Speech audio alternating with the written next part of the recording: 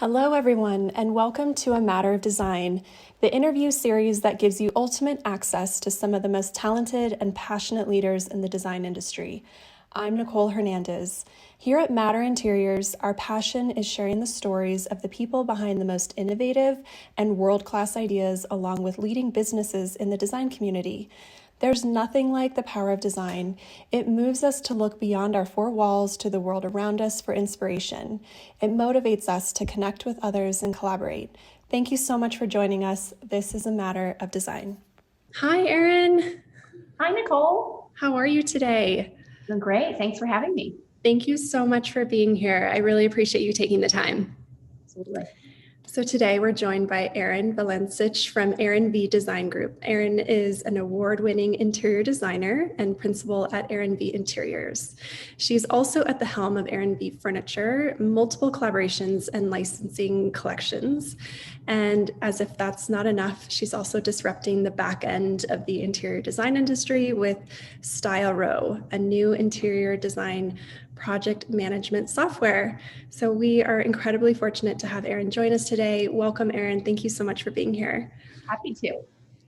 I would love to start off, if you don't mind, looking at some of the furniture designs that that you have in your collection and anything that's new for 2021. We just here at Matter love your work so much, so I'm excited to see what you have to show us. Oh, amazing. Well, thank you so much.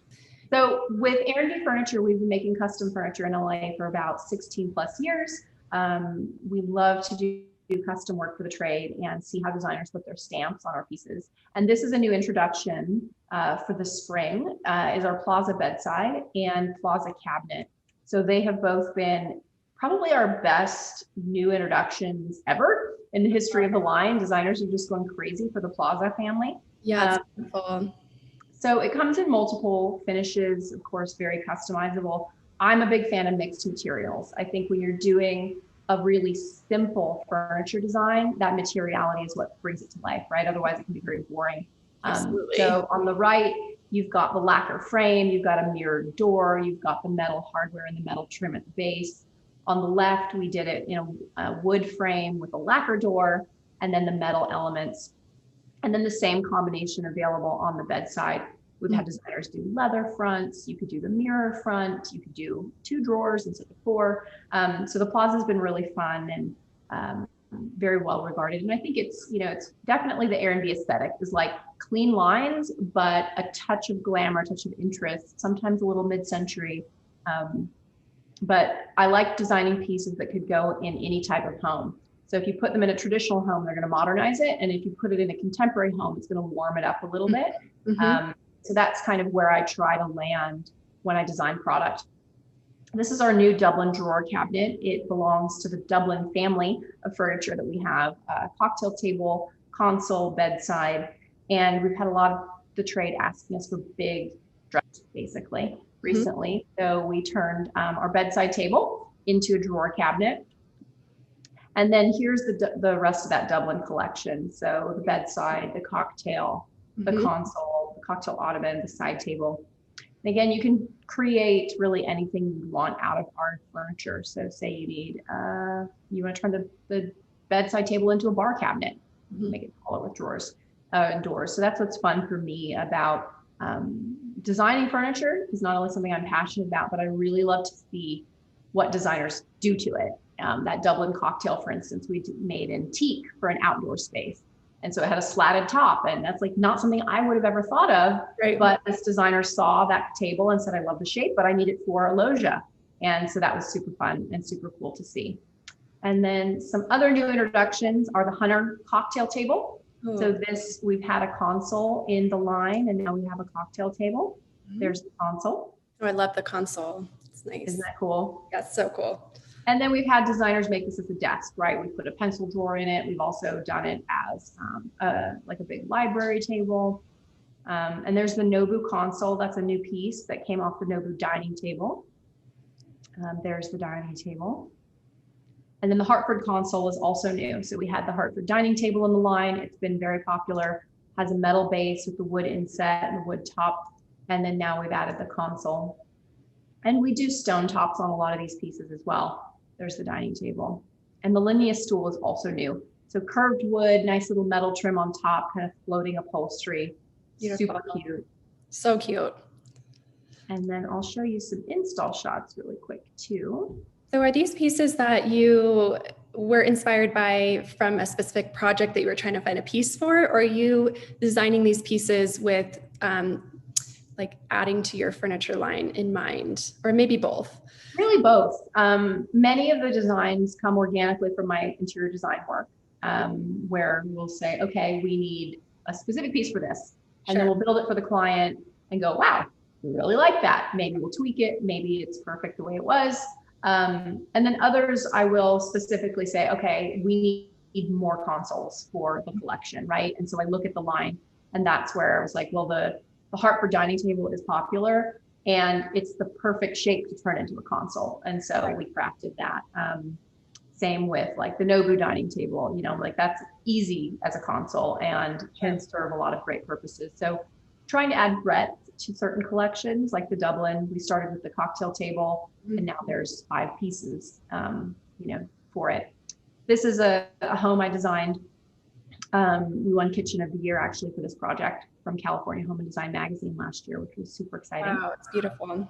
And these are our Rexford chairs from the Erinn B collection. So really comfortable, great lounge chair.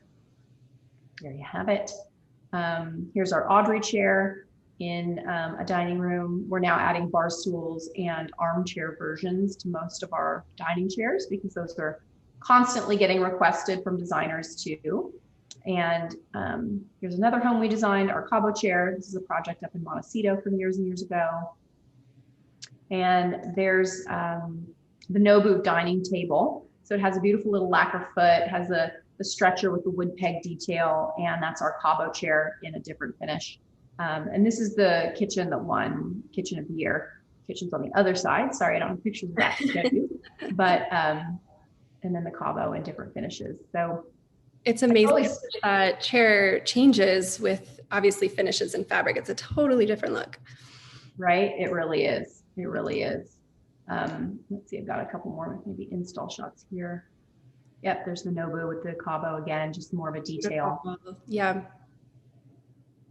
And then it's very clean, but with interesting, thoughtful detail that really just elevates, you know, design that is so, yeah, I don't want to say simple, but just very clean, you know? Yes, exactly. It's those little details, right? Like with any work in design, it's, you want it to be, I think, you know, approachable and beautiful, but you also don't want it to be super overwhelming. Sure. Most clients, right, they still want to be peaceful and like spa-like if you're doing the bathroom or this or that, but it's those details that really set it apart. And so for this table, for instance, you know, we've got that little lacquer foot, which makes it contemporary, because otherwise it's a very kind of simple, you know, farmhouse soft type of a shape.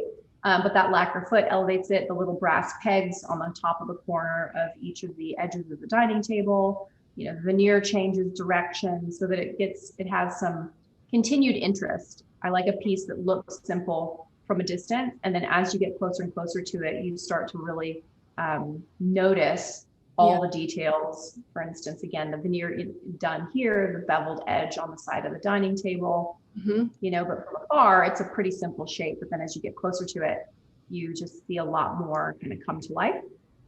Yes, absolutely. That's beautiful. Which one is that table? That's the Cambridge. The Cambridge, okay.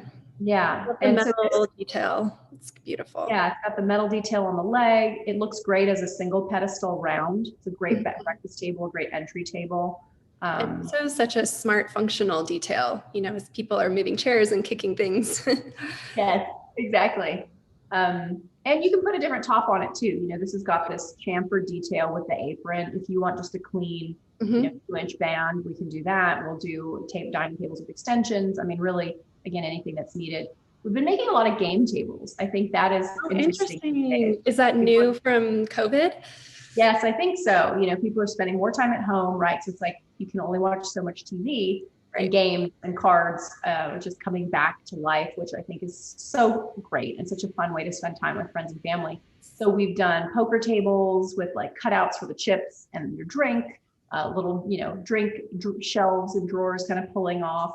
the edges of tables. So the game table is seeing a big revival, which I love. I love that too. I bet that's been really fun to design. Yes, certainly. Here's our Monroe tables, another incredibly popular piece. This is from the Hamptons Show House a couple of years back that actually two designers use our Monroe tables in their rooms in the same house. One did them in the gold and another in bronze. And these are available in wood. We're also starting to play with some of these in lacquer. Okay. So here's the other room from that show house with our bronze table, just one used as a side table. Beautiful. Are you offering stone finishes as well? We do, yes. So really anything a designer could need to specify, we can do. Okay. Stone tops, no problem, whatever type of marble, granite, Cambria, Caesar stone you might want to use. Or we can send it ready for your own stone top. So we can just put a subtop on it. We do all of our mirror locally. So any of the finishing, the silvering, the antiquing, you want bronze instead of clear, or you want black, or you want back painted glass, you want it hot pink. We do all of that here, as well as, exotic veneers. Everything is standard in walnut and oak, but we can specify and get any type of exotic veneer that you might be interested in.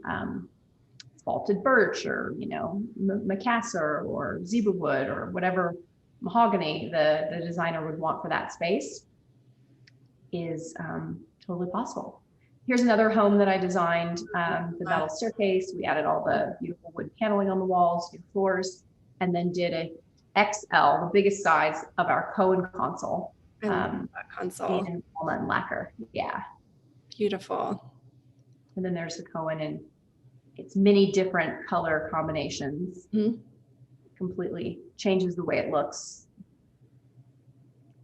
And then we do, we're known for some of our more classic glamorous pieces. This is the Mont Blanc. That's actually mirrored doors, and it's we call it a shell mirror. It's a textured glass, and then we silver it. So this, for instance, most people think it's metal. It very much kind of has that hammered metal appeal, but it is mirrored. And we can do that with a bronze tint or a black tint, and it looks completely different and super cool.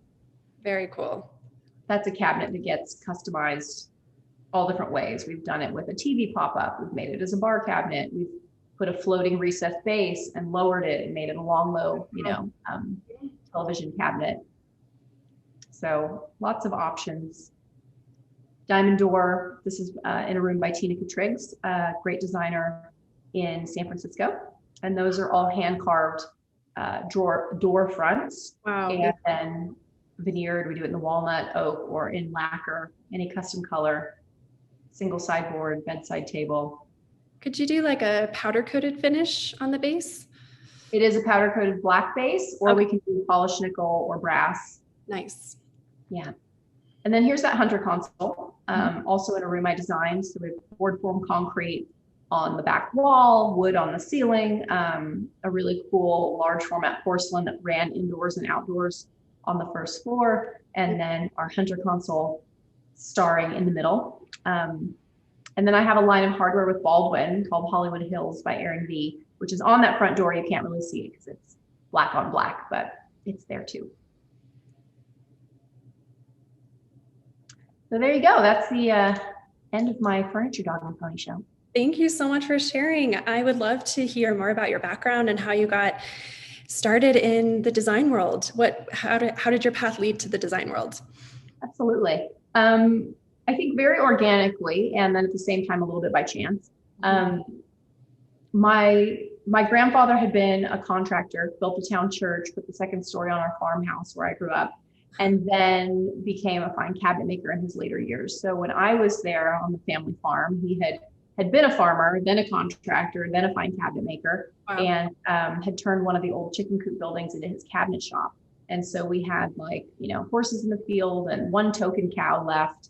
And he was making the most beautiful, woodworking. So I was making Barbie furniture out of scrap wood and some things like that as a kid. And then my mom had a painting business. And so in the 80s, she was flipping apartment buildings and painting and doing all kinds of things that, were very ahead of its time. Flipping wasn't even a term. And so I was seeing her do like beautiful murals and faux finishes and like transforming spaces. And so when we moved to Los Angeles, she always wanted to live in a fixer because she wanted to put her stamp on it. And so we were naturally in the process of finding the ugliest house and making it beautiful just because we enjoyed it. And so as a kid, I would go to work with her sometimes and sand baseboards and, paint doors and things like that. So I can actually paint a house better than most house painters. So I was watching this whole process as a child. And then when I was 18, a friend of my mom's who was a headhunter called me and said, "Hey, I have a job interview for you." Wow. I was like, "What? I'm not looking for a job. What do you, I have a job." Right. I was training horses and riding at the barn 6 days a week. And she was like, "No, there's this amazing woman. I think you guys will really hit it off. She's in the design world and you just need to meet her." And I really resisted this. I was like, "Well, I'm not looking for a job, but fine." So I went to this job interview. Mm-hmm. I met this woman named Susie Coelho, who was transforming her life as a model actress into the lifestyle space. And this is going back 22, 23 years now, I guess, when Martha Stewart was exploding on the scene and HGTV was taking over the world. And she had a show on HGTV. And so I ended up working for her for 6 years. We wrote and produced 2 books on home decor and style. We did segments on Oprah and The View and the Today Show. Mm-hmm. And wrote for all the magazines. So I really got a great kind of media-based experience in the design world, but we had no private clients. She was not an interior designer. She had great taste and did it for herself, but wasn't hanging a shingle as such. And so when I was 24, after 6 years of working for her, I was like, okay, I'm going to be an interior designer. And honestly, again, a bit by chance, a client fell in my lap. A friend of mine came to me and said, "You have a job interview. There's a woman who works with me at New Line Cinema. She just bought a condo. She needs a designer. And I told her you're a designer and you need to go meet her this weekend." And it was the same process. I was like, "Wait, what did you do? I am not looking, why?" I don't know how to design for other people. I do TV makeovers, it's very different. So I said, sure. And I went and BS'd my way through the interview. And I was like, yes, I take clients nights and weekends, no problem. And I charged her $25 an hour. And we, did her condo, home goods, I painted her bathroom myself. Literally, this pretty comical looking back. And she's one of my happiest clients. Actually just did a bathroom and kitchen remodel for her a few years ago, 10 plus years later. And so that's kind of how I started. And I was like, okay, I guess I'm going to be an interior designer now. I quit my job. I had $3,000 in my pocket. I took all my experience with graphic design and media and packaging and photography that I'd learned and started promoting myself out to magazines. I made a beautiful postcard and I spent hours at Barnes & Noble copying down the mastheads of all the magazines to build my database. And I mailed this out. Erinn Valencich, designer, available for tips and trends. And the New York Times called me and the Washington Post and a couple of Los Angeles newspapers as well and magazines. And suddenly I was hosting shows on HGTV myself and had a bunch of press, holiday tips, gift guides, easy because I didn't have projects to show them, but I could, give them tips as a trendsetter type of a thing, right? Mm-hmm. And then my boyfriend was a mortgage broker and he sold the house to someone and he said, "Hey, here you go. Here's your first client. You're a designer." And so I got my first real, I call it real design job. It was a multi-million-dollar project in Brentwood. And that's where I met one of my furniture makers that still makes our case goods today. Oh, wow. And had him make some, furniture for us on that custom home. And that's really where I got the bug for the custom furniture and drawing back to my experience with my grandfather's workshop and seeing people make stuff. I was like, yeah, I want my sofa to look like this and I need the custom cabinetry to look like that. And it really is just snowballed from there. I love that. Oh my gosh. So many points I wanted to hit on, but truly it feels like you're meant to be in this space from day one. Meant to be.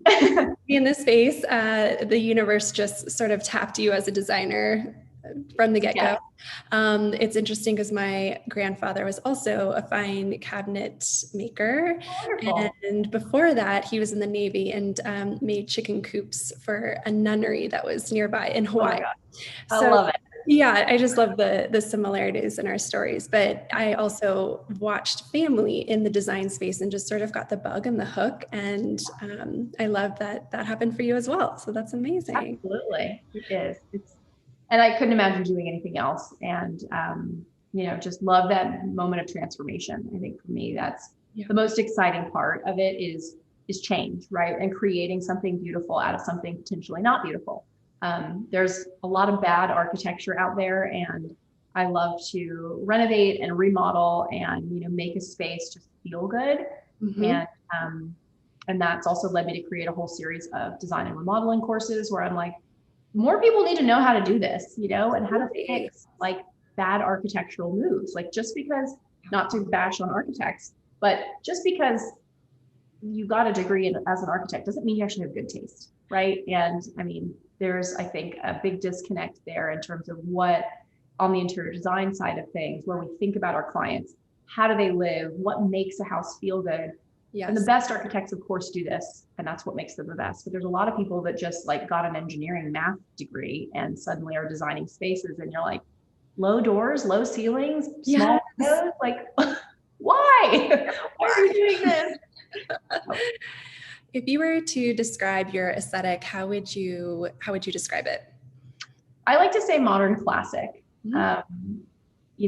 My personal favorite architecture is like a Spanish or Mediterranean home with some updated touches, or like that Parisian apartment with contemporary furniture in it. That juxtaposition between old and new. But I also design a lot of very contemporary, modern California homes. And so for those homes, I try to really warm them up. As much natural material as we possibly can clad on those walls. If I see no drywall in a contemporary home, to me, that's a success. Yeah. And when I look at the architecture that I love the most, Scott Mitchell, for instance, who's actually a good friend of mine, incredible architect. KA Designs. I mean, there's quite a few architects that I absolutely, Ken Lindstedt, like absolutely love. And you see almost no drywall ever in any of their homes, right? Because drywall is not beautiful. It is a cheap alternative to a gorgeous wall finish. And if you look at European homes, again, you're not looking at drywall. It's gorgeous plaster, it's stone. And so that's really where I come with that modern classic, where it's like, I'll do a really contemporary space and we try to warm it up, bring those natural classic materials into it. Or if it's a very traditional home, we're modernizing it, right? We're trying to like bring it up to date and make it still feel hip and happening, but having that kind of historical reference is also really important. I'm going to throw kind of a curveball at you. If you were to describe interior design to someone who didn't know what it was, how would you describe that? I would say problem solving. Yeah. You're creative problem solvers, and you need to be a snob. So don't apologize for it. It is my job to walk in and say, that is ugly. No, you cannot have that. You cannot do that. This is not a good idea. And I think I laugh every time someone says that line of like, oh, there's no bad ideas. I'm like, there are really bad ideas out there. Thank you for saying it. Any aspect of life. Like, that's, I don't know who, started that, but that is not a saying we should keep going with. So problem solving. Yeah. How do I make a space better? My best friend joked years ago that I'm the chairman of the Make It Better committee. So, even if we're at dinner, I'm like, this needs salt, right? Like whatever it would be.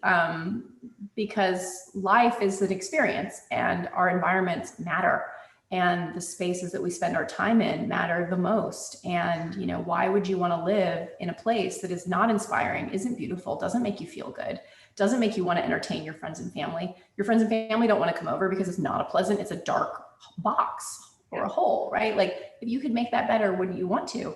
And home is healing, and it should be the most important place that we spend our time and the most beautiful place that we spend our time.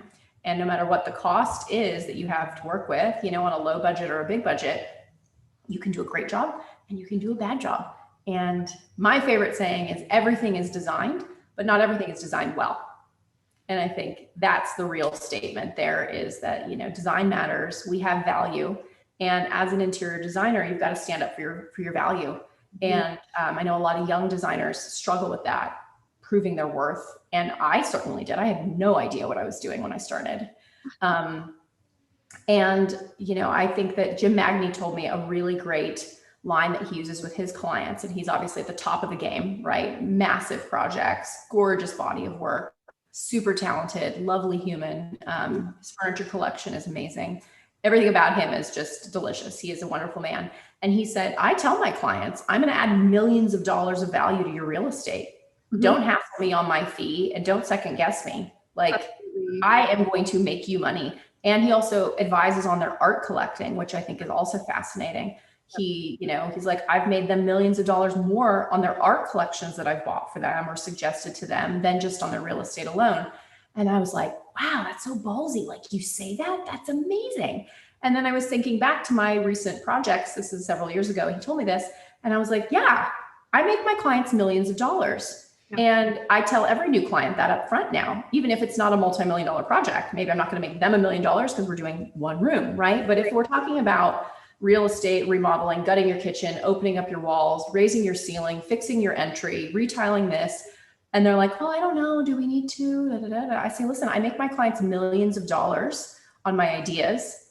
Trust me, you will make your money out of this. Like, there's a reason that I do this for a living, and when they bring their friend or their neighbor or their sister or their child who has never designed a house, and it's like, well, my daughter doesn't think. I'm like, how many homes has your daughter designed? Yeah. And that usually shuts it down right there, and then I go back into, I make my clients millions of dollars on their real estate. Yep. And you don't have to say anything else than that. And they go, oh, right. Do you go to your lawyer and do you go, well, I don't know, lawyer, are you right? So anyway, that's a tangent, but thought I would share. No, it's so well said and needs to be said. I love how you said we are creative problem solvers because, I sometimes feel I get a little defensive when I feel like we're just doing pillows or something, or the perception is we just do pillows or upholstery. Right. Like, there's so much problem solving down to the tiniest detail of how this light hits this, everything is considered. So well said. Thank you. What are you seeing for 2021 that has you excited in terms of trends? Gosh. Well, I mean, I constantly see so much new, beautiful product, especially with StyleRow, where we have this luxury marketplace. And so I think of it very much as a global design center and bringing the best of design to the designer's desk. It was already a trend where we were not going out shopping as much as we used to, right? We're like online on our phones, we need it now. So I was like, how can I discover better product online quicker? How can I save all my favorites in one place? How do I access, a curated library of things that I love because I don't want to forget them? And now we're bringing in hundreds of beautiful brands from around the world onto one platform. So I get to see all like new trends, what's hot, what's coming.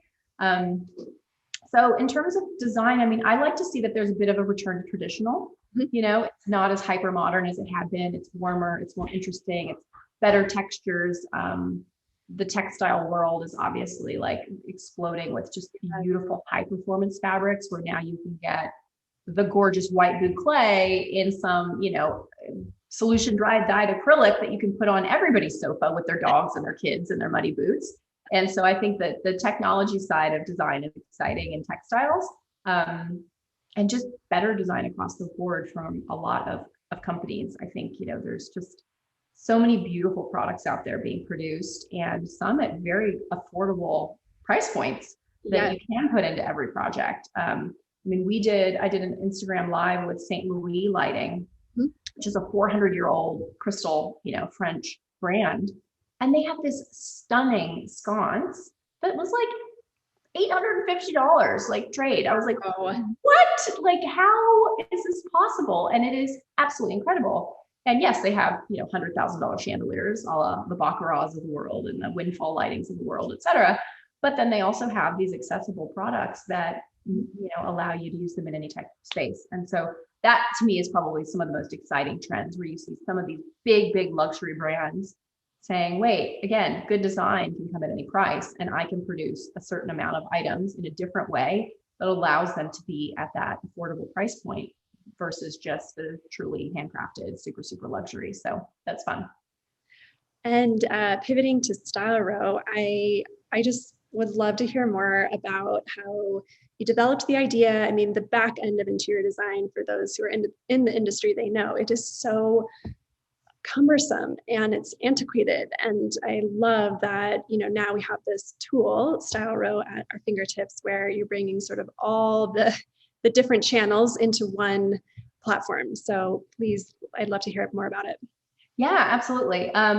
Really, it just was born out of my, 20 plus years experience in the design side, both running a design firm, managing projects, managing teams, and as a furniture maker and selling to showrooms and selling to designers, and watching all the repetitive manual entry that both businesses were doing to talk to each other and to communicate and to order from each other, right? And so you've got the designer who's got to go gather all these custom quotes, gather all these prices, call 100 reps. How much is it? Is it available? Oh, I forgot to ask, can it come in purple? Oh, I forgot to ask, is the purple in stock?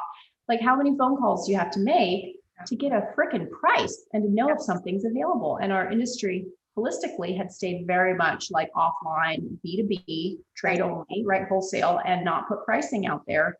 But as a designer, I need a price at 6 o'clock on a Friday, right? If I'm presenting to my client on Saturday, I need to know how much your thing is. Yeah. Just basic, right? Starting at, like, give me an idea, because if I can't get a price easily, you don't get presented the next day. Like, bottom line, and you're wasting my time making me call your reps 5 times, or like, I remember like screenshotting products on manufacturers' websites to email their reps, all of these links. It's like, it's too hard. And then that rep, a poor rep, do they want to be like, just being like, looking at the PDF, going a calculator out, oh, it's $550. That's a waste of their time also, right? They should be selling, they should be providing service, not doing the paperwork. And then I would watch this order progress, right? So this poor designer is like doing all this price checking. Then we're manually typing it all into some sort of invoice and Keynote and Excel budget, like 3 places to show it to our client and to present numbers and a budget to the client. Then the client says, great, I'll take it, right? Then you've got to make all these purchase orders. You can't just like click to buy through the showroom, like, why are we mailing checks to people? Why are there even fax numbers being talked about in 2021? Like, this is lunacy. And then that poor manufacturer, like that sales rep's doing a bunch of manual entry. And then that poor manufacturer gets PDF orders of stuff that they've already sent PDF quotes out on. Like, we're just giving each other PDFs back and forth, and everyone is retyping all the data, the color, the SKU, the quantity again. And I'm like, this is insane. Like, we should all be operating out of one brain where all the product data lives. And then the designer can just be like, oh, it's $18,000. Perfect. My client can afford that. Here, client, here's all of the beautiful pictures. I'm not screenshotting it for you, pasting emails, retyping stuff. So that's really where StyleRow was born. I'm like, this just needs to be a seamless process from product discovery, price checking, communicating with your reps and your brands, and most importantly, client presentations. Clients don't want to wait 3 days for you to screenshot a bunch of stuff, balance an Excel budget, put it into a PDF, email it to them. Then they want you to make a change. It takes you 5 hours to make a change, email them a new PDF, a new Excel budget. It's clunky, it's messy, it's not pleasant. There's so much room for error. And I love also that you have the client end, the client portal, so they can just sort of see things as it's updated. All the communication is in one central place. You're not getting a stray text here that maybe you forget about. And it is exactly. Yeah. Yeah. And I'd say that, so with StyleRow's workflow tools, designers can add anything to them. Yep. Although we also have an incredible marketplace where we're trying to just make it easier for you to find great product. You can put your own pictures in there. You can clip from around the web. You can add anything to your projects. And our client dashboard is like an interactive live presentation that you can update for your client like that. They don't like something, one click, turn it off. You don't want them to see things anymore. You can bulk actions, turn them all off. You can put new things in there. And they get a great link on their phone. They can save it as an app on their home screen. It's got your logo on it. It's like suddenly makes the designer look like a rock star, gets you out of PDFs, gets you out of 800 messages and email around product. And now that when I send my clients a client dashboard link on StyleRow, they don't text me anymore. They don't WhatsApp me all these things. They don't send me 800 emails. Isn't that wonderful? They put all their feedback item by item. It keeps them very organized because it's an item-based system. So they're like, they'll talk about that chandelier, right? What do you think? Da, da, da, da. They don't start talking about the kitchen sink when they're typing about the chandelier, because the picture's right there and it keeps them very much on track. And then my whole design team can see all that client feedback.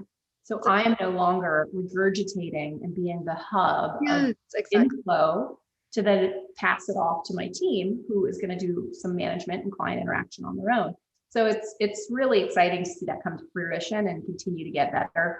We have a budget tool. We're working on export to QuickBooks is in beta this month with some of our initial users. So that'll be getting, released more broadly later in the year.